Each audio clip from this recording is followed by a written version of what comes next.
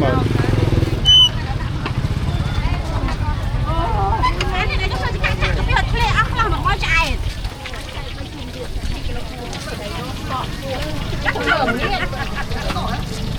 thật phải lại đến độ mày đập ram pon này trọ này nhộng đập mua tham đâu ở đây bên cái đó đây vô đặt đó nó nhắm mày không đi bay băng lộ được không đó nhắm mà nè scan bán mà đó đặt đây làm âm hơn rồi cô tìm lại cô ơi đây là cái mà tin nhỉ còn đa phần rồi mà mấy hoa coffee mến đây là cái ăn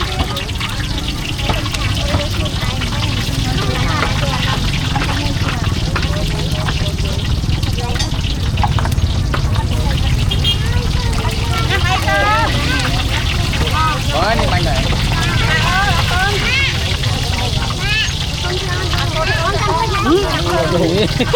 ở đây đi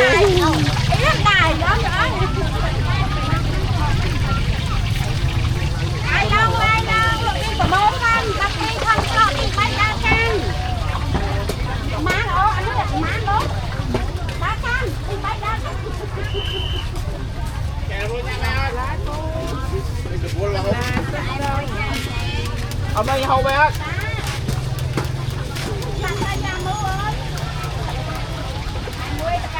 chuột này lượng mấy chuột cái là 2,5 mày bác cho tập bèn lụa bàn đấy tập bèn lụa môn này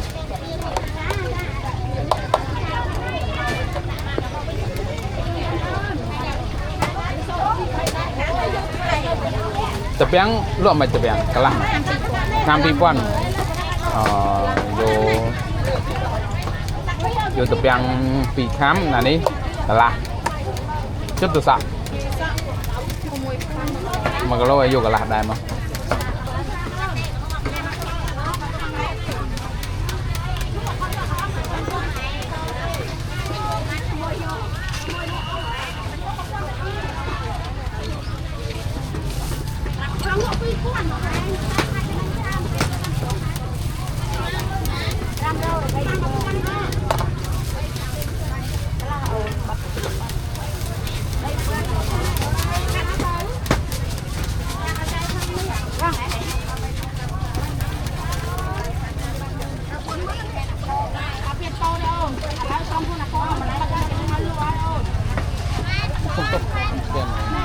trong áo màn play bông ôi cái gì vậy là play là tên gì play vậy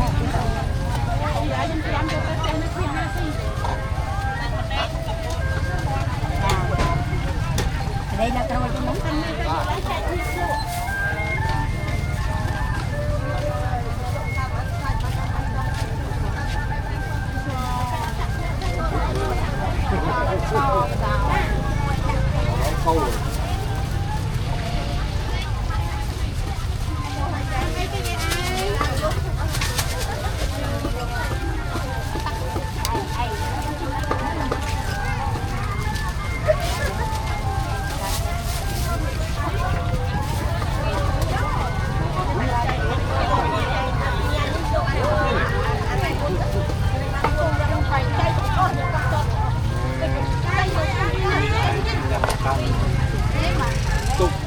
Vinh là chân này.